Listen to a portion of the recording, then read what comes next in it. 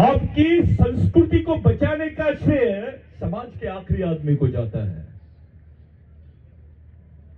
जो जंगल में रहता है,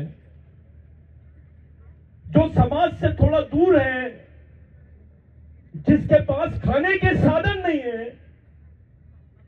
जिसके पास रहने का साधन नहीं है, उस आदमी ने आपकी संस्कृति को बचाया है। जो काम ये महिलाएं कर रही थी, आपके नेताओं ने नहीं किया। ये काम आपकी महिलाओं ने किए। कुछ लोग जब हमारी महिलाएं नाचती है तो तालियां बजाते हैं, हंसते हैं, सीटी बजाते हैं। इस देश में जब हमारी मां बहनें आधे कपड़े में रहती है, उनके नंगे पोस्टर्स लगाए जाते हैं, तो कैसे बताते हैं उसमें कुछ अपने नेता भी शामिल होते हैं, कुछ गद्दार नेता अपने। वो बोलते हैं ये आदिवासियों की संस्कृति है बोले। और कोई हीरोइन, कोई एक्ट्रेस फिल्म की अपना बदन दिखाती है तो उसको सभ्यता बोलते हैं लोग। आदिवासी महिला गरीबी से अपना तन दिखता है उसका तो उसको संस्कृति बोलते हैं। और ये महिलाएं जो आपको फिल्म में दिखती है वो शरीर बताती है तो उसको सभ्यता बोलते हैं। मैं इसीलिए आपको महिलाओं की बात किया कि मैं आप लोगों से बात करने के पहले एक उदाहरण रखता हूं आपके सामने। इस देश की महिला राष्ट्रपति भी आदिवासी है। वो अपने ही समाज से बिलोंग करती है, अपने ही समाज के बीच में से है। वो महिला राष्ट्रपति की उपस्थिति में जब हमारी मां बहनों को मणिपुर में नंगा घुमाया जाता है, उनको खुलेआम सड़क पे घुमाया जाता है और उसके बाद में सड़क पे चौक पे खड़े करके उनको शूट कर दिया जाता है। सरकार बोलती है कि यह खबर हमको बाद में पता चली। 2 दिन बाद, 3 दिन बाद स्टेटमेंट आता है कि हमको खबर बाद में पता चली। इस्लामाबाद में, लाहौर में कुछ होता है तो 4 मिनट के अंदर दिल्ली में खबर आ जाती है। लेकिन क्योंकि मामला आदिवासियों का है, इनको बाद में खबर आती है। साथियों, महिलाओं के साथ अन्याय हुआ, आदिवासी लड़कियों को नग्न घुमाया गया, ऐसा उनकी परेड निकाली गई, रोड शो किया गया और बाद में उनको सड़क पे खड़े करके गोलियां मारी गई। देश की राष्ट्रपति आदिवासी है, उन्होंने एक स्टेटमेंट नहीं दिया, इस पर एक बात भी नहीं की। उनका छोड़िए, जिनसे अपेक्षा थी प्रधानमंत्री जी या हमारे सांसद जो उस चीज को समझ रहे थे, उन्होंने भी इस पर कोई खास प्रतिक्रिया नहीं दी। इस देश में राष्ट्रपति से बड़ा कोई पद नहीं है। अब राष्ट्रपति से बड़ा कोई पद नहीं है और सबसे सर्वोच्च पद पर आदिवासी महिला बैठती है और आदिवासी महिलाओं के साथ यह होता है और उस पर कोई प्रतिक्रिया नहीं होती है। इसमें से क्या समझता है आपको?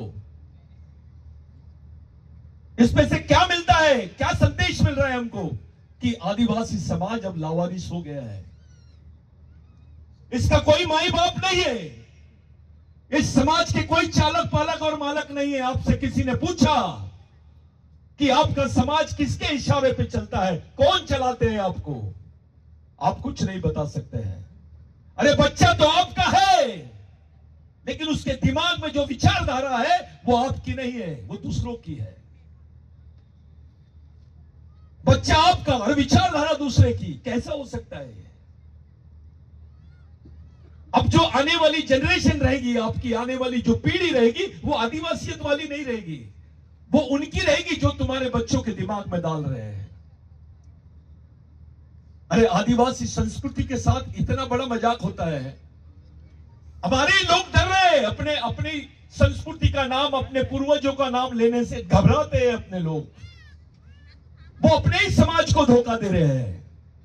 यहां जितने लोग बैठे हैं, आप लोग अपने कलेजे पे हाथ रख के बोलिए, आपको आरक्षण किसी धर्म की वजह से मिल रही है या समाज की वजह से मिल रहा है?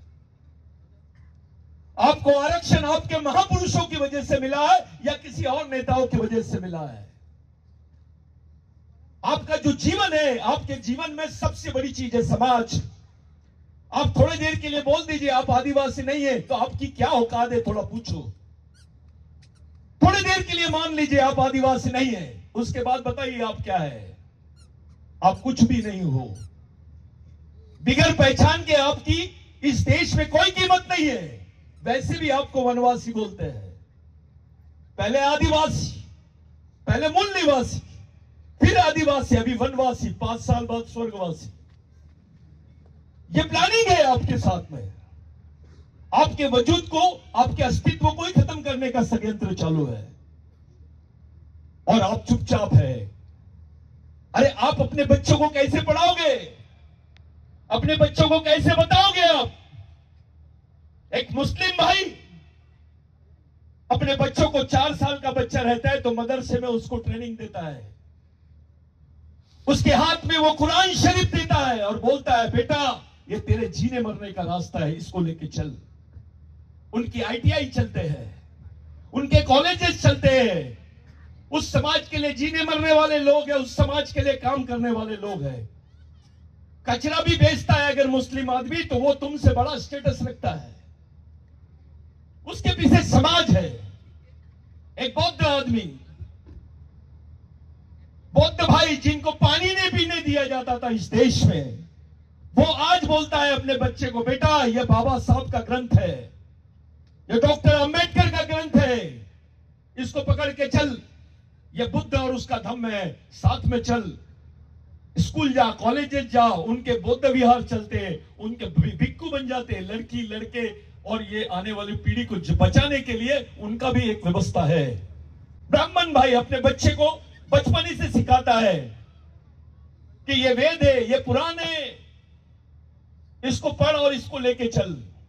ये तेरे जीवन में उनका संगठन है, उनके पास आरएसएस जैसा संगठन है, उनके पास पूरी व्यवस्था है। वो अपने बच्चों को इस तरीके से लेके जाते हैं।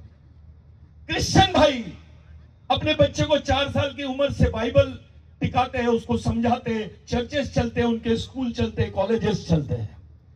मैं आप लोगों से पूछता हूं, आपको किसी ने यह सवाल किया, आपके बच्चे ने सवाल किया कि मां, पिताजी मैं इस देश में कौन हूं, मेरा इतिहास क्या है, मेरे को किस रास्ते से जाना है, किस रास्ते से जीना है?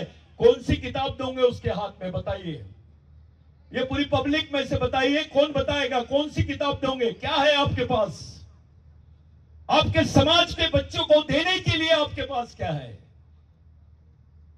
ऐसा समाज जिसके पास जीने की भी पद्धत नहीं रही और मरने की भी कोई पद्धत नहीं रही। एक समय हम यहां के मालिक थे, जिसको आप लोग दक्षिणी गुजरात बोलते हो। ये भीलवाड़ा क्षेत्र का शेर हुआ करता था, भील वंशीय, चाहे डोडा हो, चाहे भील हो, बारेला हो, बरेला, बिलाला हो, दरबार हो, गामित हो। ये एक अपनी ताकत रखते थे। उस वक्त हमारा खुद का एम्पायर होता था, हम राजा थे। आज क्या स्थिति है? शहर में जाके देख लो, जितने सड़क किनारे झोपड़े हैं ना, वो आदिवासियों के हैं। अरे यहां पर इस देश में मुस्लिम भाई का अलग कब्रिस्तान है, क्रिश्चियन भाई का अलग कब्रिस्तान है। किसी ने पूछा आदिवासियों का कब्रिस्तान कहां है? क्या बताओगे? तुमको जीने के भी लिए जगह नहीं रही और मरने के लिए भी जगह नहीं रही। इस अवस्था में आज हमारा समाज खड़ा है। आप लोग इतनी बड़ी संख्या में जमे हैं। आपने सोचना चाहिए कि हमारे समाज की अवस्था ऐसी क्यों हुई। अरे जो हमारे महापुरुष है, जो हमारे देव है, कौन सी देवी का नाम लिया आपने? सुषमाई, हुस्माई। ये भगवान शंकर के पूर्व की है, शिव भगवान की भी पूर्व की है। बाकी भगवानों से तो इसकी तुलना ही नहीं हो सकती, इतनी महत्वपूर्ण है ये। आदिवासी संस्कृति में महिला का स्थान भगवान से भी बड़ा है, मां का स्थान भगवान से भी बड़ा है। हमारी संस्कृति के बारे में जब हम सोचते हैं तो हमारा आदमी वहां जाने के लिए डरता है। थोड़ा पहुंच तो सही, देखो तो सही। अभी विदेश के लोग आए थे भारत में, उन्होंने बोला कि सबसे पावरफुल संस्कृति अगर किसी की है तो आदिवासियों की है। विश्व के लोग बोल रहे हैं कि अगर पूरे विश्व को बचाना है, पर्यावरण को बचाना है, मानव जाति को बचाना है तो केवल और केवल आदिवासी संस्कृति बचा सकती है। अरे ये झाड़ लगाना किसने सिखाया है? आदिवासी आदमी मरता है तो उसके घर, उसकी कब्र के पास में एक झाड़ लगाया दिया जाता है। हम झाड़ों को अपना पूर्वज समझते हैं, पहाड़ों को पूर्वज समझते हैं। जल, जमीन और जंगल ये आदिवासी संस्कृति और आदिवासी मान्यता का हिस्सा है। जल, जमीन, जंगल नहीं रहेगा तो भारत में कोई जिंदा नहीं रहेगा, विश्व में कोई जिंदा नहीं रहेगा। मानव जाति का उत्पत्ति खत्म हो जाएगी, उसका जीवन समाप्त हो जाएगा। साथियों, मैं इसलिए यह बात आपसे किया क्योंकि बड़ी संख्या में लोग यहां मौजूद हैं। आपसे किसी ने पूछा आप हो कौन? अरे हम तो इस देश के मालिक हैं। एक मालिक आदमी नागरिक जैसी वे हरकतें क्यों कर रहा है? आप भूल गए हो, अपने बच्चों को नहीं समझा पा रहे हो कि आप हो कौन। आप हीरो के नाम याद रखते हैं, शाहरुख खान, आमिर खान, गरीब खान, फलाना वो कौन सा हीरो, ये मालूम है, आपको नहीं मालूम टंट्या भील कौन है। आप भील वंश की बात करते हो। इस देश में इतना लंबा संघर्ष किसी शहीद का नहीं रहा, किसी क्रांतिकारी का नहीं रहा जितना बड़ा संघर्ष टंट्या भील का रहा है। अरे पहले हमारी मां बहनों को ब्लाउज पहनने की परमिशन नहीं थी, शरीर पर ब्लाउज पहनने की अनुमति नहीं थी आदिवासी महिलाओं को, चाहे गोंड हो, गामित हो, डोडा हो, भील हो, बिलाला हो, बारेला हो। हमारी मां बहनों को ब्लाउज पहनने की परमिशन नहीं थी। ब्लाउज पहनने के ऊपर टैक्स लगता था। उस लड़ाई को टंट्या भील ने लड़ा है, उस लड़ाई को राघोजी भांगरे ने लड़ा है, उस लड़ाई को बिरसा मुंडा ने लड़ा है। इस देश में बाकी लोगों के साथ ऐसा क्यों नहीं हुआ जो तुम्हारे साथ हुआ है? ये जितने लोग बैठे हैं, मैं जानता हूं ये भील वंशी लोग हैं, लेकिन भील वंशी लोगों को क्रिमिनल टाइप बोलते थे पहले। क्रिमिनल टाइप का मतलब होता है गुनाहगारी जमात। आपका बच्चा पैदा होते से ही गुनाहगार होता था, आपको ये गवर्नमेंट सर्विस भी नहीं लगती थी। ये टंट्या भील की देन है कि आज आप गवर्नमेंट सर्विस में हो, नहीं तो किसी का क्रिमिनल रिकॉर्ड रहेगा तो उसको गवर्नमेंट सर्विस नहीं मिलती थी। टंट्या भील ने खुद को पकड़ाने के लिए उनके जो शिष्य थे रेंगा कोरकू, उनके माध्यम से ब्रिटिश सरकार को बोला जाओ और बोल दो ब्रिटिश सरकार को टंट्या भील को पकड़ना है तो आदिवासियों को पुलिस में भर्ती करो। हजारों की संख्या में आदिवासी लोग पुलिस में भर्ती हुए, वहां से यह महकमा शुरू हुआ और आपको सरकारी नौकरियां मिली, जिसको हेरिडिटरी एक्ट बोलते हैं। उसकी खिलाफत टंट्या भील ने किया। गांधी जी तो बहुत बाद में आए। गांधी जी ने तो बिरसा मुंडा से प्रेरणा लिया है। मोहनदास, एडवोकेट मोहनदास करमचंद गांधी जब भारत में आए, पहला कांग्रेस का अधिवेशन था रामगढ़ में। तब बिहार, रामगढ़ और झारखंड एक ही थे। उस बॉर्डर पे कांग्रेस का पहला अधिवेशन था। ऐसे इसी टाइप का आपका माहौल चल रहा था और कांग्रेस का अधिवेशन था। बोर्ड लगा हुआ था, महामानव क्रांति सूर्य भगवान धरती आबा बिरसा मुंडा। गांधी जी ने पूछा ये कितने नाम है? एक आदिवासी लंगोटी वाला आदमी खड़ा हुआ और पूछा, बोला गांधी जी एक ही नाम है, ये एक ही आदमी का नाम है। ये कौन है? इसका नाम है भगवान बिरसा मुंडा। तो गांधी जी बोले ये क्या चाहते थे? तो एक आदिवासी बंदा उठा और बोला मुलागास बोल लाउस, यानी हमारे गांव में हमारी सरकार। तो गांधी जी बोले इसी विचारधारा की और इसी आंदोलन की पूरे देश को जरूरत है। गांधी जी ने कोट टाई पैंट उतारा, बिरसा मुंडा जैसा लंगोटी पहने और पूरे देश में भारत छोड़ो आंदोलन चलाए। अगर गांधी जी इस देश के राष्ट्रपिता है तो बिरसा मुंडा तो आजा होना चाहिए। क्योंकि वो आदिवासी है, उस पर कोई बात नहीं करेगा। टंटा भील आदिवासी थे, उस पर कोई बात नहीं करेगा। डॉक्टर बाबा साहब अंबेडकर जो भंडारा में महाराष्ट्र में इलेक्शन हार गए थे, वही डॉक्टर बाबा साहब अंबेडकर पहली बार पश्चिम बंगाल से जीत के गए। डॉक्टर बाबा साहब अंबेडकर सुभाष चंद्र बोस के भाई के खिलाफ इलेक्शन लड़ रहे थे, जो कांग्रेस से लड़ रहे थे। और doctor Ambedkar schedule caste federation से, सुभाष चंद्र बोस के जो भाई थे वो कांग्रेस से, और doctor Ambedkar schedule caste federation से लड़ रहे थे। बिरसा मुंडा को मानने वाले आदिवासियों ने कांग्रेस से बगावत करके डॉक्टर बाबा साहब अंबेडकर को जिताया। डॉक्टर बाबा साहब अंबेडकर संविधान सभा में गए और उनको संविधान बनाने का मौका मिला। इस देश में बिरसा मुंडा का आंदोलन नहीं होता तो बाबा साहब को भी संविधान बनाने का मौका नहीं मिलता, और संविधान नहीं बनता तो आपके हिस्से में आरक्षण नहीं आता, आपके हिस्से में नौकरी नहीं आती।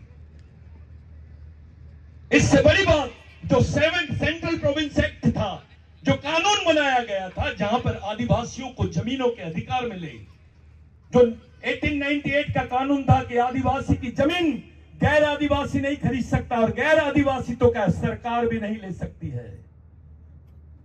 ये कानून बिरसा मुंडा के आंदोलन से हुआ है। ये कानून सेंट्रल प्रोविंस में उससे पहले टंटा भील के आंदोलन से हुआ है। आपके पास 2 एकड़, 4 एकड़, 5 एकड़, 10 एकड़ जो जमीन है, ये किसी भगवान ने नहीं दिया, किसी राजा ने नहीं दिया, ये शहीदों की देन है। अपने दिल पे हाथ रख के पूछो कि आपके पास जो जमीन है, आप जाके अपने साधवारा चेक करो कि आपको जमीन कैसे मिली है, ये जमीन आपके हिस्से में कैसे आई है। आपसे तो सब कुछ छीन लिया गया था। उसी जमीन का आंदोलन देश के आदिवासियों ने किया है। साथियों, इस देश में स्वतंत्रता का जो संघर्ष है वो 70% संघर्ष आदिवासियों ने किया है। और हमारे हिस्से में क्या आया? गरीबी आई। हमारे हिस्से में क्या आया? नक्सलवाद आया। हमारे हिस्से में क्या आया? कुपोषण आया। हमारे हिस्से में क्या आई? बेरोजगारी आई। हमारे हिस्से में क्या आया? विस्थापन आया। इस गुजरात में भी एक विस्थापन हुआ था, भाई ने बहुत अच्छा चर्चा छेड़ा था, चौधरी जी ने। नर्मदा घाटी में सबसे ज्यादा घर अगर किसी के उजड़े हैं, कोई विस्थापित हुआ है तो वो आदिवासी हुआ है। यहां यह बोला गया नर्मदा बचाओ, जिसने नर्मदा को बचाया, आदिवासी बचाओ किसी ने नहीं बोला। ये लोग पर्यावरण बचाओ बोलते हैं, जंगली जानवर बचाओ बोलते हैं, पेड़ बचाओ बोलते हैं, जंगल बचाओ बोलते हैं। इनको किसने बचाया? आदिवासी ने बचाया। लेकिन आदिवासी बचाओ कोई नहीं बोलता है। इसका मतलब यह है कि आपकी वैल्यू कोई नहीं समझता है। आपकी वैल्यू जीरो है। आपको साउंडलेस बना दिया गया है। साउंडलेस का मतलब होता है जिसकी कोई आवाज नहीं है। आपके आज वो मणिपुर में हुआ, कल गुजरात में यहां पर हो जाएगा तो आप क्या करोगे? क्या तैयारी है आपकी? हमारे दिमाग में, हमारे समाज के दिमाग में, हमारे समाज के युवाओं के दिमाग में एक अलग टाइप की सोच डाल दी गई है। सचिन तेंदुलकर आउट होता है तो, जीरो पे आउट होता है तो दर्द होता है। कोई क्रिकेट प्लेयर आउट होता है तो दर्द होता है। लेकिन किसी गरीब की, आदिवासियों की इज्जत लूटी जाती है, उसका झोपड़ा तोड़ दिया जाता है, उसको गांव से भगा दिया जाता है, उसका दर्द नहीं होता। यह आदत बना दी है हमारी, ऐसी मानसिक अवस्था बना दी गई है। सचिन तेंदुलकर के बारे में हमको दर्द होता है, लेकिन अपनी कौम और अपने खून के लोगों के बारे में दर्द नहीं होता है। और एक गांडूगिरी शुरू हो गई है समाज में। बुरा नहीं मानना, मैं गामित हूं, मैं डोडियार हूं, मैं भील हूं, मैं बिलाला हूं, मैं भारेला हूं। ये पलायनवादी सोच है। इसको मानसिक बीमारी बोलते हैं। अबे तुम्हारा खून एक है, मैं बोल रहा हूं, मुझे कोई चैलेंज करे मैं प्रूव करके देता हूं। आपका खून एक है, आपकी संस्कृति एक है, आपका डीएनए एक है, आपके संघर्ष एक जैसा है, आपका दुख एक जैसा है, आपके अधिकार भी एक जैसे हैं, तो समाज भी एक होना चाहिए। ये लाइन आपको खड़ी करनी पड़ेगी। ये छोड़ना पड़ेगा, ये अलग आदिवासी, ये अलग आदिवासी, ये आपको तोड़ने का प्लानिंग है। अगर हम संगठित हो जाते तो आज पूरे गुजरात पे आदिवासियों का राज रहता। वास्तविक गुजरात की छल जमीन जंगल का ओरिजिनल मालिक कोई है तो वो आदिवासी है। कंटाभिल ने बोला आप मालिक हो। इस देश का सुप्रीम कोर्ट बोलता है 2010-2011 में नंदाबाई भील के जजमेंट में, जहां नंदाबाई को भी नंगा घुमाया गया था, वो नंदाबाई भील के जजमेंट में सुप्रीम कोर्ट बोलता है कि आदिवासी इस देश के प्रथम नागरिक है, उनको मूल निवासी होने का सम्मान देना यहां की गवर्नमेंट और प्रत्येक नागरिक का कर्तव्य है। कोई नहीं मानता है इसको, क्योंकि मामला आदिवासी से जुड़ा है। कोर्ट बोलता है कि भगवान राम यहां पैदा हुए, सबने माने भगवान राम का मंदिर बन गया, लेकिन सुप्रीम कोर्ट बोलता है आदिवासी इस देश का मालिक है, कोई बात करने के लिए तैयार नहीं है। साथियों, अरे इस देश में तो भगवान शिव को भी नहीं छोड़े, तुम कौन सी खेत की मूली है। जो आदिवासियों का महादेव था उसको महेश बना दिए। जो आदिवासियों का कैप्टन था, इस देश का सर्वस्व है, जो इस देश की मूल संस्कृति है, वो शिव है। उस शिव को महेश बना दिए। जो पहले नंबर का आदमी था उसको तीसरे नंबर का बना दिया गया है। और बुरा नहीं मानना, यहां अपने नेता भी हो गए, अपने लोग नए योजना लाए, स्वस्थ भारत योजना। हमारे महाराष्ट्र में भी बहुत चल रहा है, मध्य प्रदेश में भी चल रहा है, मैंने सुना यहां पर भी बहुत चल रहा है, और उसमें आदिवासी नेता सबसे आगे रहते हैं। स्वस्थ भारत योजना के अंतर्गत क्या है? संडास बनाओ, गांव गांव हगवंदार मुक्त गांव, यानी आप वो लेटरिन नहीं रहना चाहिए सड़क पे, रोड बिल्कुल अच्छा रहना चाहिए, ऐसी गांव की योजना रख दीजिए। गलत समय पे लाए अपन। तो एक छोटा सा दिमाग में आया, ऐसे गांव में भी ये योजना चलाए है जिस गांव में लोगों को खाने को नहीं है। अबे खाएगा नहीं तो जाएगा कैसे?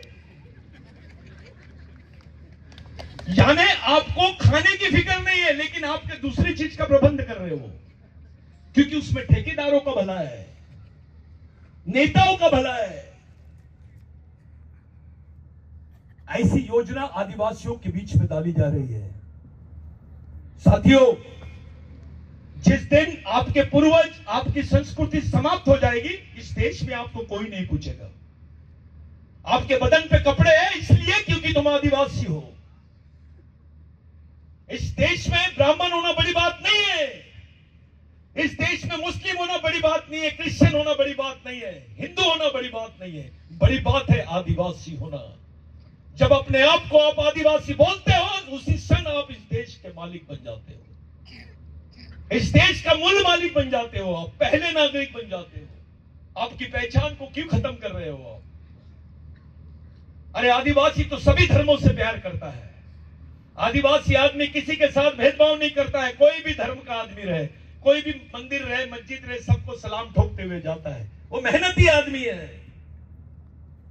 आदिवासियों में ऐसी संस्कृति है कि जब तक पसीना नहीं निकलेगा रोटी को हाथ नहीं लगाते हैं। उस खून के लोग हैं हम। 7 फीट का भी लंबा चौड़ा आदमी रहेगा तो भीख नहीं मांगेगा, वो मेहनत ही करेगा। ये हमारे खून में है, ये संस्कृति हमारे में आज भी है। सबसे ज्यादा ईमानदार जमीन पर आदमी कोई और नहीं, आदिवासी है। हमको किसी धर्मगुरु की जरूरत नहीं है, हमारे खून में है, वो हमारी संस्कृति में है। वो जो स्टॉल लगे हैं ना, उस पर जाके आप सिर्फ मस्तक टेक के देखो, आपको क्या महसूस होगा आप देखना। लेकिन हमको कोई भी आता है, कुछ भी बोल के जाता है। आदिवासी संस्कृति में और बाकी लोगों में क्या फर्क है, थोड़ा समझो। एक आदिवासी आदमी के पास जाइए आप, और उसको अगर उसका गुण आता होगा, थोड़ा भी उसके पास आयुर्वेदिक मेडिसिन होती होगी, तो वो क्या करेगा? उसको मेडिसिन देगा। वो किसी भी धर्म का रहे, उसको मेडिसिन देगा और उसको बोलेगा बेटा तू अच्छा है क्या? तो आप बोलेंगे नहीं अच्छा हूं, ये लो बाबा जी ये 100 रुपए रखो। तो वो क्या बोलेगा? बेटा मैं तेरे से पैसे ले लूंगा तो मेरी दवाई नहीं लगेगी। अगर मैं तेरे से पैसे ले लूंगा तो मेरी दवाई नहीं लगेगी। यही बात रामदेव बाबा को बोलो, ये फर्क है आदिवासी संस्कृति में और बाकी लोगों में। आदिवासियों को कोई सर्टिफिकेट की जरूरत नहीं है। हम इस देश के मालिक थे, मालिक है, मालिक रहेंगे। इस देश की स्वतंत्रता के लिए किसी ने ज्यादा नहीं लड़ा, आदिवासियों से ज्यादा। उनका इतिहास है। ये लड़ाकू कौम है। हमारी कौम की कौम पूरी कट गई है, देश के लिए मिट गए। लेकिन स्वतंत्र सेनानी के सर्टिफिकेट उनके हाथ में आए जिन्होंने सिर्फ झंडा पकड़ा है, उंगली भी नहीं कटाए। उन्होंने, उनके नाम शहीदों की लिस्ट में है। उनको स्वतंत्र सेनानी के प्रमाण पत्र मिले हैं। किसी के पास पेट्रोल पंप है, किसी के पास जमीन है, किसी के पास नौकरियां है। झूठे प्रमाण पत्र भी बनाए गए स्वतंत्र सेनानी के। लेकिन आदिवासियों ने कभी नहीं मांगा। सवाल यह है साथियों, हमारे हिस्से में क्या है? कब तक हम गवर्नमेंट के भरोसे रहेंगे? गवर्नमेंट के पीछे 50 काम है। आधी गवर्नमेंट तो ठेकेदार लोग ही खा जाते हैं। आदिवासी के पास में आने तक के वो माल रहता ही नहीं। कोई योजना आती है आदिवासी विकास की तो सबसे ज्यादा अधिकारी और ठेकेदार खुश होते हैं। आदिवासी बेचारा चुपचाप रहता है, क्योंकि पूरा माल तो इन्हीं के डब्बे में जाएगा। यह वास्तविकता है। इसलिए बिरसा मुंडा ने बोला था, समाज आर्थिक रूप से गरीब रहा चलेगा, लेकिन विचारों से गरीब नहीं रहना चाहिए। और जो समाज विचारों से गरीब रहता है वो गुलाम पैदा होता है और गुलाम ही मर जाता है। उस विचारों को लेकर हमको काम करना है। अब बिरसा मुंडा के वंशज हो, अब टंटा भील के वंशज हो, राघोजी भांगरे के वंशज हो, आप लोग किसके वंशज हो? कौन महापुरुष है? अरे ये जीसस क्राइस्ट को सूली पे चढ़ा दिए तो भगवान की पदवी दी गई।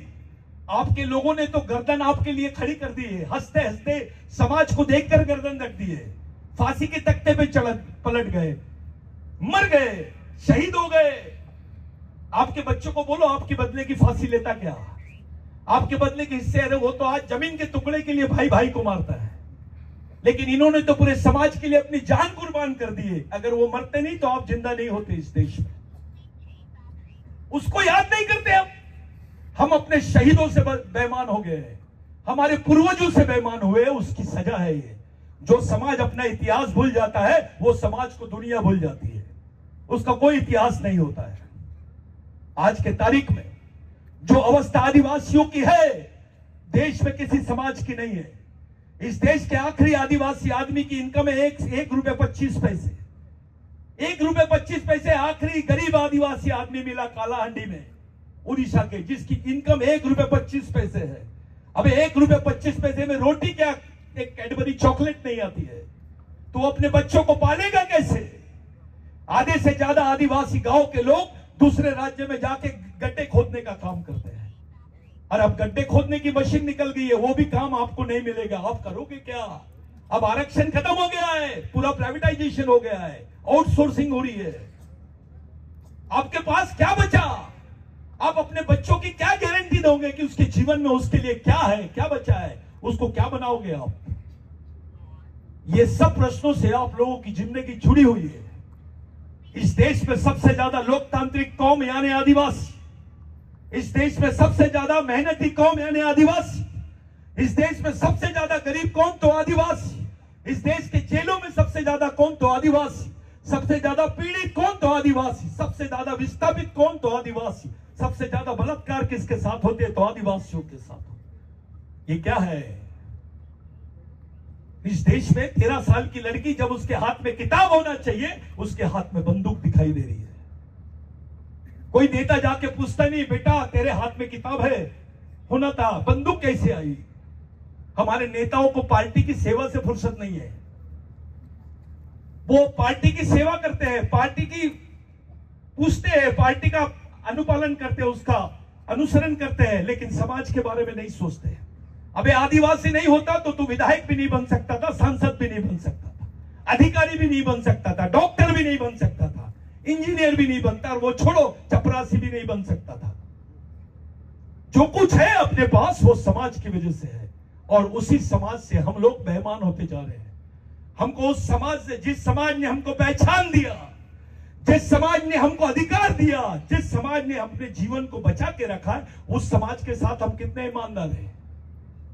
टंटे भील को पूछे थे तेरी मां से मिलना है क्या? फांसी के समय भगवान टंटे भील तेरी माँ को, तेरे परिवार के लोगों को देखना चाहता है क्या? तो टंटे भिल ने बोला, मैंने अपना पूरा जीवन अपने समाज के लिए दिया, मैं अपने समाज को अपना भगवान मानता हूं, मैं मेरे परिवार के लोगों को नहीं, मरते वक्त मेरे समाज को देखना चाहता हूं। और उसने फांसी लिया। ये सोच कहां से आई? कैसी सोच है? ये सामाजिक सोच है। अगर ये सोच नहीं होती तो आज आपके बदन पे कपड़े नहीं होते, आप नौकरी पे नहीं होते। अरे हमने तो उन लोगों को ही बुला दिया, जिन लोगों, जो ओरिजिनल भगवान है हमारे, जो रियल भगवान है हमारे। आपको किसी ने पूछा आपको जमीन कौन से भगवान ने दिया, क्या बताओगे? ये ओरिजिनल भगवान है जिनके बारे में मैं बोल रहा हूं। मैं भी आपके जैसे गरीब परिवार से ही था, मेरी औकात नहीं थी इंजीनियरिंग करने की। मैं, ये जो आपको बताया गया कि भाव ने शादी नहीं किया, ये छोटी चीज है, ये तो कोई भी करता है। बहुत लोगों ने शादी नहीं की, नाम नहीं लेता उनका। शादी नहीं करना बड़ी चीज नहीं है, नौकरी छोड़ना ये भी बड़ी चीज नहीं है। बड़ी चीज यह है कि अपने कौम से ईमानदार रहना, उस सोच से ईमानदार रहना, ये बड़ी चीज है। अभी तो हमारा अधिकारी भी अलग हो गया है। कौन है साहब? जोहार, चलो बाहर जाओ, दारू पी के आता है। और वही अधिकारी जाता है मंदिर में, भगवान को ऐसा करता है सीधा, और जैसी पंडित जी आए आधा झुक जाता है, फिर भगवान के पेटी में 1000 रुपए डालता है, फिर पंडित जी के हाथ में 500 देता है और पैर पड़ के वापस आता है। और समाज में आता है तो कोई जब अपने समाज का गरीब आदमी मिलता है तो उसको बोलता है क्या है, कहां से आए, समझता नहीं। आप समाज के बारे में चंदा मांगो उससे, समाज के लिए चंदा मांगने जाओगे तो 100 रुपए, और किसी भी भगवान का नाम लो 1000 रुपए। यानी जिसको भगवान समझना चाहिए वो भगवान ने रिजर्वेशन दिया क्या? अबे रिजर्वेशन तो समाज ने दिया, जिसने नौकरी दी, पहचान दी, उसी समाज के साथ ये व्यवहार, ये सामाजिक ईमानदारी और समझदारी नहीं है, ये सामाजिक गद्दारी है। ये सामाजिक गद्दारी हमारी अपनी समस्या है समाज के। ये मैं संगठन का हूं, मैं वो संगठन का हूं, मैं फलाने संगठन का हूं, मैं ये वाली पार्टी का हूं, मैं वो पार्टी का अध्यक्ष हूं, मैं ये संगठन का अध्यक्ष हूं, राष्ट्रीय अध्यक्ष हूं, मेरे पास मैं अंतरराष्ट्रीय अध्यक्ष बना देता हूं। अबे यहां कुछ नहीं रहेगा तो तेरे अध्यक्ष बन का मतलब क्या है? जब भेजे में कुछ नहीं रहेगा तो तेरे अध्यक्ष हो या इंटरनेशनल अध्यक्ष हो, उससे क्या उखाड़ेगा तू? क्या बना सकते हो आप समाज के लिए? क्या कर सकते हो? इस गरीब समाज को क्या दे सकते हैं हम? मैं आपको कुछ दे नहीं सकता भाइयों, मेरी औकात भी नहीं है, लेकिन आपके साथ अपनी सोच को शेयर जरूर कर सकता हूं, आपको संवाद जरूर कर सकता हूं, ताकि हमारी आने वाली पीढ़ी बचे, वो जिंदा रहे इस देश में। एक बात ध्यान में रखना, ये हमारी अंतिम पीढ़ी द्वारा अंतिम पीढ़ी को बचाने के लिए लड़ी जाने वाली अंतिम लड़ाई है। अगर ये लड़ाई आप हार गए तो इस देश के इतिहास के साथ तुम्हारा इतिहास खत्म हो जाएगा। आपको इतिहास के साथ समाप्त करने का षड्यंत्र चल रहा है, उस बात से सावधान रहिए। मेरी युवाओं से विनती है, साथियों, मानसिक गुलामगिरी से बाहर हो, अपने आप को उभारो, उससे बाहर आओ, अपनी कौम को बचाने के लिए एक स्वतंत्र सामाजिक सोच लेके सामने आओ। क्यों डरते हो यार? मरने से वैसे ही मरे हुए आओ। एक अधिकारी जो पौधा हमारे लोगों में चर्चा होती है, बड़ा अच्छा अधिकारी है, किसी के लेने देने में नहीं रहता है, बहुत अच्छा आदमी है, सुबह ड्यूटी में जाता है, शाम को घर में आता है, और इतवार को टीवी और बीबी दोनों के साथ रहता है। अबे ऐसा अधिकारी तो मरा हुआ है, वो जिंदा नहीं है, उसका समाज के लिए क्या उपयोग है? ये जिंदे लोग नहीं है, he is not a headman, वो डेडमैन है। एक दारू पीने वाला आदमी और ऐसे अधिकारी में कोई फर्क नहीं है, दोनों कुछ नहीं करते हैं। बिरसा मुंडा ने बोला, एक मरे हुए आदमी में और एक नशे में जो आदमी दूत है, उसमें कोई फर्क नहीं है, दोनों मरे हुए, दोनों कुछ नहीं कर सकते। वैसे अधिकारी भी मरा हुआ है। जिंदे लोग वो होते हैं जो अपने कौम के लिए काम करते हैं। वो रिक्शा ढोने वाला मजदूर भी होगा तो वो समाज के लिए काम करना चाहिए। उसको जिंदा समाज बोलते हैं। जिंदा लोगों का समाज होता है, मरे हुए लोगों का समाज नहीं होता है। आपको किसी पे डिपेंड होने की जरूरत नहीं है, अपना अस्तित्व खोजो। हम मालिक लोग हैं, हम टंटा भीम के वंशज हैं, हम बिरसा मुंडा के वंशज हैं, जिसका इस देश के इतिहास में सबसे ज्यादा बड़ा योगदान लोग है, जिनका है, उनके वंशज हैं हम लोग। आप लोग, अगर हम लोग इसी व्यवहार को जिंदा रखेंगे, इसी बात को जिंदा रखेंगे साथियों, कि भैया हम धार्मिक हो जाए, होना चाहिए, भगवान को मानो ना। आपको मैं कुछ नहीं बोलता हूं, आपकी जिसकी इच्छा हो उसको मानो, लेकिन अपने लोगों का क्या? वो जो स्टॉल में बैठे हैं उनका क्या? वो नहीं होते तो आप नहीं होते ना। वो आपके भगवान नहीं, पूर्वज भी है। इसके बारे में कोई मंत्र किसी को नहीं मालूम। इनको अंतर मंत्र नहीं चलता है, ये आदिवासी है। एक बात ध्यान में रखो, इस देश में भगवान पैदा नहीं हुआ था तब से आदिवासी रहता है। ये साइंस बोलता है, मैं नहीं बोल रहा हूं। आप बहुत बड़े लोग हैं, हम उस मानव वंश के लोग हैं जिनके ऊपर इस देश की जवाबदारी है। सबसे ज्यादा दिल अपना दुखेगा क्योंकि जमीन अपनी है, जंगल अपना है, और सबकी नजर आदिवासियों की जल जमीन जंगल पर है। जितने प्रोजेक्ट्स जा रहे हैं, चौधरी भाई ने बहुत अच्छी बात किया, लेकिन मैं उनके दिमाग में एक बात डालना चाहता हूं। इस देश में 270 प्रोजेक्ट्स है। अभी रिसेंट वो 270 प्रोजेक्ट यानी 270 प्रोजेक्ट की जो लाइन है वो 5वीं अनुसूची से जा रही है। 5वीं अनुसूची के क्षेत्र जहां पे तुम्हारी स्वायत्तता है, उसी को समाप्त करने का षड्यंत्र चल रहा है इस देश में। और ये सब हमारे आंखों के सामने हो रहा है साथियों। इसमें हमारे कुछ नेता भी है, विभीषण हमारे पास भी है। वो टीम, उसकी खाद बहुत ज्यादा है, ये फसल बहुत चल रही है विभीषण की। एक रावण था लेकिन 1000 विभीषण दिख रहे हैं। तो ये बात आप लोग दिमाग से निकालो। सीधी और सरल सामाजिक सोच रखो। समाज के लिए जियो, समाज के लिए मरो, तब देश अपना सुरक्षित रहेगा। इस देश का पहला आदमी आदिवासी इस देश की अर्थव्यवस्था का आखिरी आदमी बन गया है। और अब आदिवासी आदमी तो खून बेच रहे हैं भैया, जिंदा रखने के लिए अपने आप को।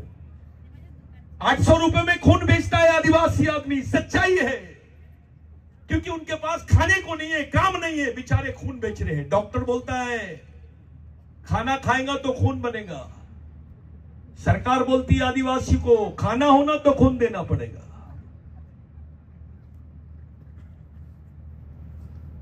कौन बजा रहा ताली? याद रखो, तालियां कौन बजाते हैं?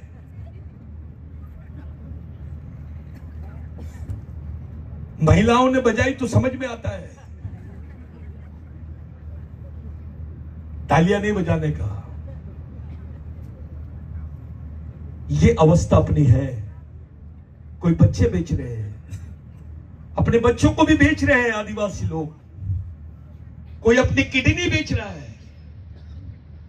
ऐसी अवस्था में देश में कौन सा समाज जिंदा है जितनी गरीब अवस्था आदिवासियों की है? आप तो मालिक थे, आप तो राजा थे। अपने कुछ नेता लोग बताते हम भीलवाना के हम राजा थे, फलाना गोंडवाना के राजा थे, हम कोलवाना के राजा थे। अबे कब्रिस्तान है क्या तेरा?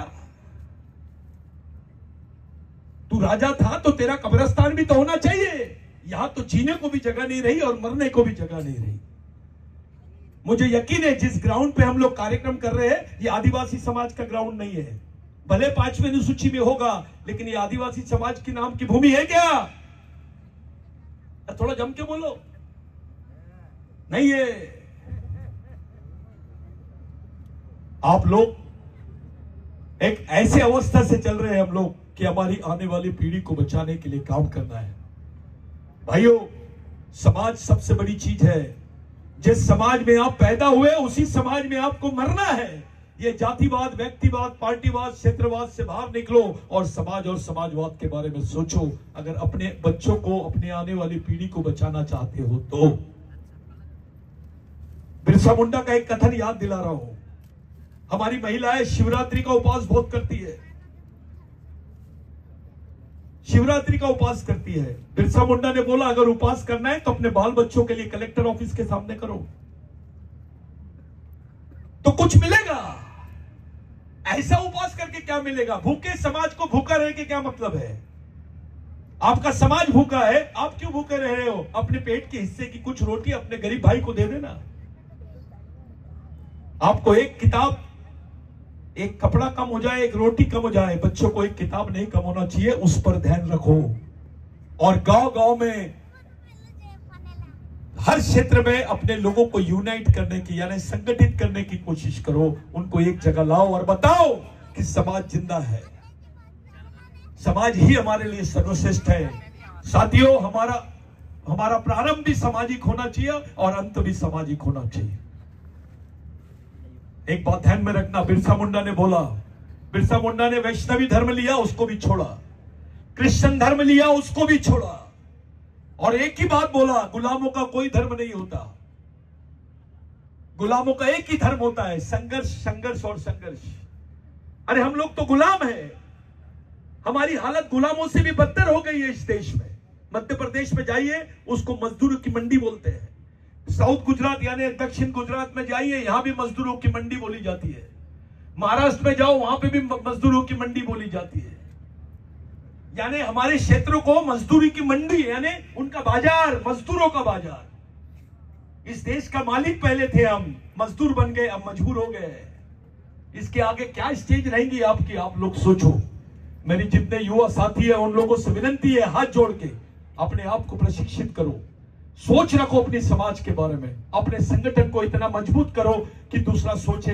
यहाँ का कलेक्टर भी सोचे, अगर आदिवासी महिलाओं का एक प्रतिनिधि मंडल गए तो कलेक्टर को पसीना आना चाहिए, सोच में पड़ना चाहिए कि ये कौम है, इनके जिंदा लोग हैं। नहीं तो हमारी माँ बहनें जाती है, लोग अलग टाइप के काउंट्स करते हैं, अलग टाइप के कमेंट्स करते हैं, ये आदिवासी महिला जा रही है, इसके साथ कुछ भी हो सकता है, इसका समाज जिंदा नहीं है, इसके लिए कौन दौड़ेगा?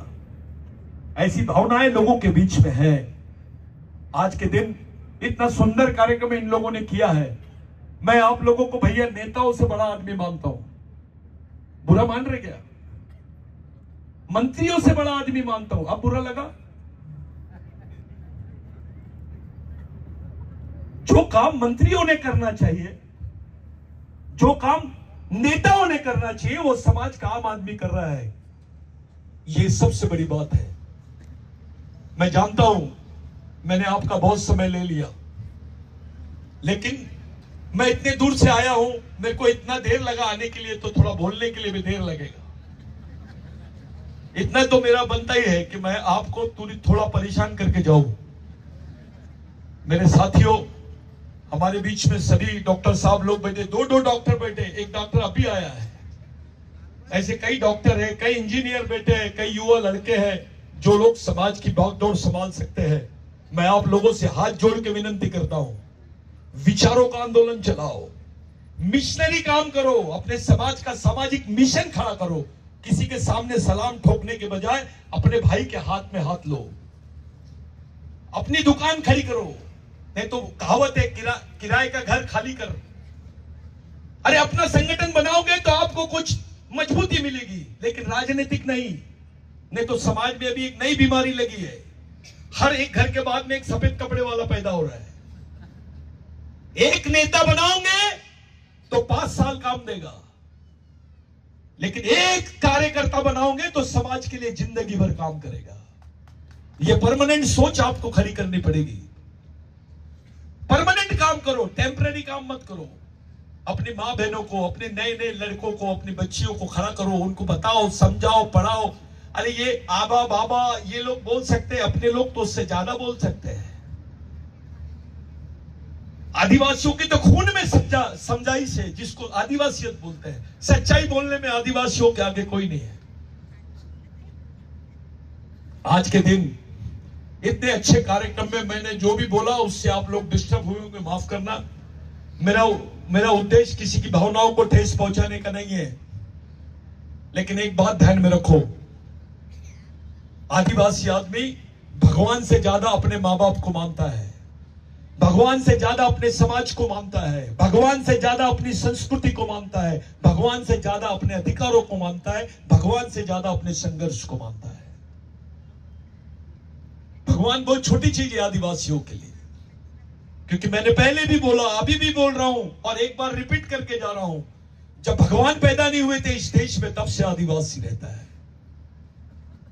किसी दिन और मिलेंगे आपसे, अब आना जाना लगे रहेगा, क्योंकि मेरे को कुछ अच्छे शादी दिखे, इनके साथ काम करने का इंटरेस्ट आएगा, कुछ चीजें मैं इनसे सीखूंगा, कुछ चीजें हमसे ये लोग लेंगे।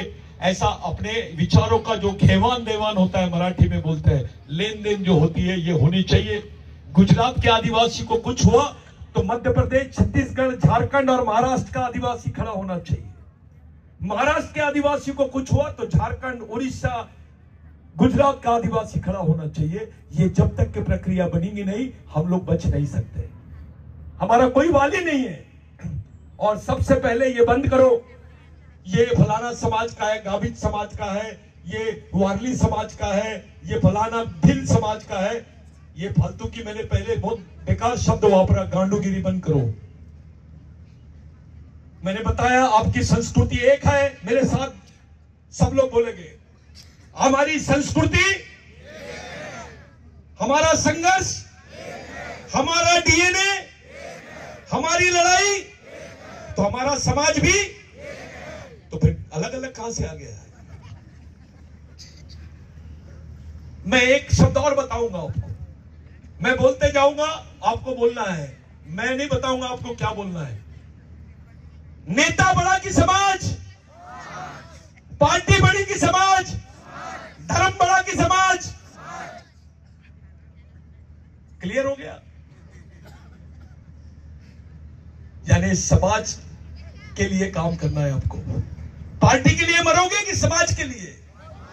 पार्टी के लिए जियोगे कि समाज के लिए? नेता के लिए जियोगे कि समाज के लिए? ये आपके दिमाग से निकलने मत देना। समाज बहुत बड़ी प्रक्रिया है, समाज बहुत ऊंची चीज है, जिसके लिए लोग जीते हैं, जिसके लिए मर जाते हैं। अगर समाज समझना है तो बिरसा मुंडा समझो, समाज समझना है तो टंटे भील समझो, समाज समझना है तो राघोजी भांगरे समझो, समाज समझना है तो बाबूराव शर्मा के समझो, समाज समझना है तो झलकारी देवी समझो, समाज समझना है तो अंबेडकर को समझो, समाज समझना है तो महात्मा फुले को समझो, समाज समझना है तो संभाजी महाराज को समझो। तब आपको समझेगा समाज क्या चीज होती है। ये लोग समाज के लिए जिए। अरे बाबा साहब को मालूम नहीं रहता था, उसके बच्चे मर जाते थे, उसको बाद में महीने भर बाद खबर आती थी कि तेरे बच्चे मर गए हैं, तो भी वो व्यक्ति वहां था। बिरसा मुंडा को उसकी मां मिलने आई, उसने बोला मेरी तेरे जैसी कई मां है, मैं उनके लिए नहीं जीऊं क्या? ऐसी चमड़ी निकाली गई बिरसा मुंडा को, पॉइजन दिया गया, जैसे बकरे को काटते हैं और छीलते हैं, ऐसी चमड़ी निकाली गई बिरसा मुंडा की, और बोला गया बोल तू आदिवासी नहीं है, लिख के दे दे तेरी सजा माफ। बिरसा मुंडा मर गया, लेकिन आखिरी तक एक ही बात बोलते रहा, मैं आदिवासी था, आदिवासी हूं और आदिवासी ही रहूंगा। मेरे खून का कतरा कतरा मेरे समाज के उलगुलान के लिए काम आएगा, मेरे समाज की क्रांति के लिए काम आएगा, मेरे आने वाली पीढ़ी मेरी लड़ाई को आगे बढ़ाएगी। इस विश्वास के साथ हमारे महापुरुष मरे। हमारी जवाबदारी क्या होनी चाहिए साथियों? नेताओं के विचारों से यह समाज नहीं बच सकता है। अगर इसको बचाना है तो शहीदों के विचारों का ही उपयोग करना पड़ेगा। आप लोग समझदार है, मेरे को ऐसा लगता है पूरे देश के लोग गुजरात के आदिवासियों की तरफ देख रहे हैं। पूरे देश के गरीब आदिवासी लोग, गुजरात के आदिवासी जिनके पास नौकरियां है, जिनके पास थोड़ी जमीनें हैं, जिनको 2 वक्त की रोटी है, नहीं तो ऐसे घर भी देखिए, मेरे साथ चलिए आप, 2 दिन में 1 बार चूल्हा जलता है आदिवासियों के घर में, उनको खाने को भी नहीं है। हंसते हैं लोग, वहां से जाते हैं, चल आदिवासी एरिया घूमने जाते हैं, पिकनिक मनाने जाते हैं कुछ लोग, और हमारी मां बहनों को जो बेचारों के पास एक कपड़ा नहीं होता, 1 साड़ी की 2 साड़ी करते हैं और पहनते हैं। ये हालात में अपना समाज जिंदा है, उनको हंसते हैं लोग। आप लोग समझदार हैं, आप लोग हमसे ज्यादा समझदार हैं, आप लोगों के पास पूरा बंदोबस्त है। जितने लोग मैं यहां देख रहा हूं, आप लोगों की अवस्था बाकी लोगों से बहुत अच्छी है। बहुत अच्छे लोग हैं आप समझदार भी है, आप थोड़े विचारवंत भी है, और समाज के प्रति आप में संवेदना है, दर्द है। इस दर्द को समझो और आने वाली पीढ़ी के लिए काम करो। अपने बाल बच्चों को समाज नाम की चीज समझाओ, ये हर माँ का काम है। जिस बच्चे की माँ बेवकूफ, उस बच्चे का भविष्य सुरक्षित, लेकिन जिस बच्चे की माँ जागरूक, उस बच्चे का भविष्य सुरक्षित। ये बिरसा मुंडा ने बोला। तो आपने तय करना चाहिए अपने बच्चों को किस तरीके से पालना है, अपने आने वाले पीढ़ी को कैसे बताना है, बच्चों को क्या समझाना है। ये घर से शुरुआत होनी चाहिए, अपने घर से शुरू होनी चाहिए सब चीजें। बाकी लोगों को सोचिए मत, अपने बारे में सोचो। आज आप कैसे बच्चे रहोगे, कैसे जिंदा रहोगे, किस तरीके से आपको सुरक्षा प्राप्त होगी, कौन आपके लिए दौड़ेगा, किस तरीके से अपने अधिकारों को बचाना है, आने वाली पीढ़ी को किस तरफ ले जाना है। ये सब चीजें अपने दिमाग में रखो और आगे की हलचल आप लोग रखो। यही मेरी आप लोगों से विनंती है। किसी दिन और मिलेंगे भाइयों, मैंने आपका ज्यादा समय लिया, माफ करना। मैं जिन लोगों ने मुझे बुलाया उन लोगों का मैं बहुत धन्यवाद देना चाहता हूं, लेकिन मेरे आने के बाद कुछ लोग तुमको तकलीफ देंगे, क्योंकि उनको तकलीफ होना शुरू हो जाएगी। कोई भी बीमारी हो, एक ही इंजेक्शन देते हैं। बच्चे ने बोला सर दर्द हो रहा है, एनेसिन ले ले। बच्चे ने बोला पेट दर्द हो रहा है, एनेसिन ले ले। देखो समाज के साथ क्या हुआ है। बच्चे ने बोला कमर दर्द हो रहा है, एनेसिन ले ले। पैर दर्द दे रहा है, एनेसिन ले ले। एक ही दवाई अगर तुम दोगे तो एक्शन करने के बजाय रिएक्शन कर रही है। क्या हो रहा है? बीमारी सामाजिक है डॉक्टर साहब, बीमारी सामाजिक है तो इलाज भी सामाजिक ही होना चाहिए। यहां उल्टा है, बीमारी सामाजिक है, इलाज राजनीतिक कर रहे हैं।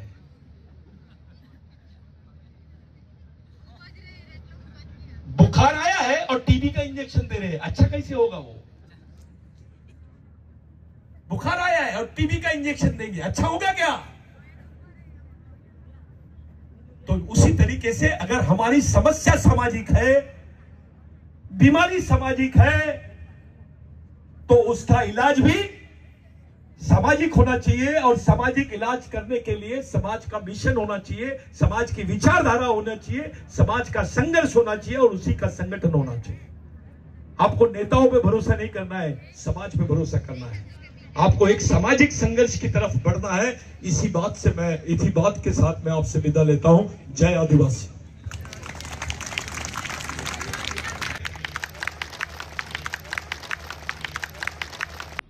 ડિસિઝન ન્યૂઝના બીજા વિડીયો જોવા માટે ચેનલ સબસ્ક્રાઇબ કરો અને બેલ આઇકન બટન પર જઈ ક્લિક કરો.